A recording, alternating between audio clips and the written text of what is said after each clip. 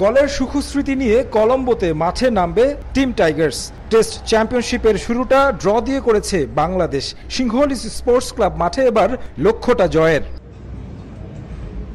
শান্ত, মুশফিক, লিটন, সাদমানরা রানে আছেন। ব্যাটারদের পারফরম্যান্স আত্মবিশ্বাসী করছে টাইগারদের। এই মাঠে আছে মোহাম্মদ আশরাফুলের সেঞ্চুরি করার সুখস্মৃতি। টাইগাররা মুখিয়ে লঙ্কায় দ্বিতীয় জয়ের। শঙ্কা জেগেছিল অধিনায়ক নাজমুল শান্তকে নিয়ে। হাতে চোট পাওয়ায় কলম্বোর প্রথম অনুশীলন সেশন কাটিয়েছিলেন বিশ্রামে। তবে টাইগার অধিনায়ক মাঠে নামতে প্রস্তুত, করেছেন দলের সঙ্গে অনুশীলনও।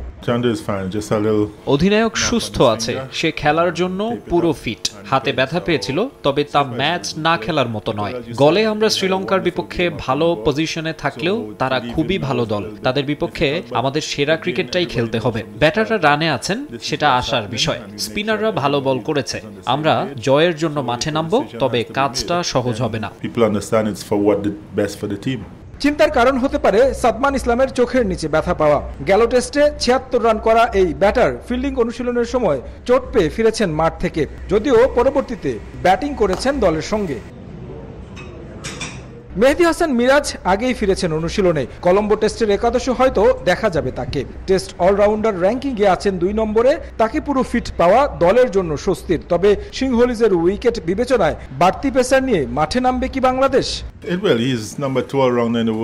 দেখুন, মিরাজ টেস্ট অলরাউন্ডার র্যাঙ্কিং এ ২ নম্বরে আছে। সে থাকা মানে ২ দিক থেকেই সুবিধা পাওয়া।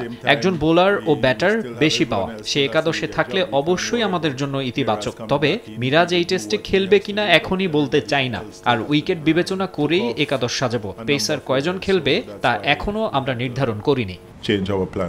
লঙ্কানদের বিপক্ষে টেস্ট জয়ের স্মৃতি বলতে এই কলম্বোতে পিসারা ওভালে ১৭তম টেস্টে একমাত্র জয়ের দেখা পেয়েছিল। তাই স্বাগতিকরাই থাকবে এগিয়ে। তারাও প্রস্তুতি নিয়েছে পুরোদমে। জয় পেতে মুখিয়ে স্বাগতিকরা। মুশফিক, শান্ত দুর্দান্ত ব্যাটিং করেছে, ভালো ছন্দে আছে। তবে আমরা কলম্বোতে জয়ের জন্যই মাঠে নামবো। আমরা প্রতিপক্ষের ২০টি উইকেটই তুলে নিতে চাই। আমাদের স্পিনারদের সেই সক্ষমতা আছে। এই মাঠে উইকেট সংগ্রাহকের তালিকায় সবার উপরে লঙ্কান গ্রেট মুত্তিয়া মুরলীধরন। তাই কিনা নাইম হাসানকে নিয়ে বিশেষ প্র্যাকটিস করলেন বোলিং কোচ শন টেট। গল টেস্ট ড্র হওয়ায় বাংলাদেশ শ্রীলঙ্কা টেস্ট সিরিজের ভাগ্য নির্ধারণ হবে এই সিংহলিজ স্পোর্টস ক্লাব মাঠে। উইকেটের চরিত্র বলছে প্রথম ইনিংসে যারা বড় সংগ্রহ এনে দিতে পারবে তাদের পক্ষেই যাবে ফলাফল। তাই ব্যাটসম্যানরা গলে যেই পারফরমেন্স দেখিয়েছে সেটাই এখন প্রত্যাশা কলম্বোতে। তারেক হাসান শিমুল, সময় সংবাদ, শ্রীলঙ্কা।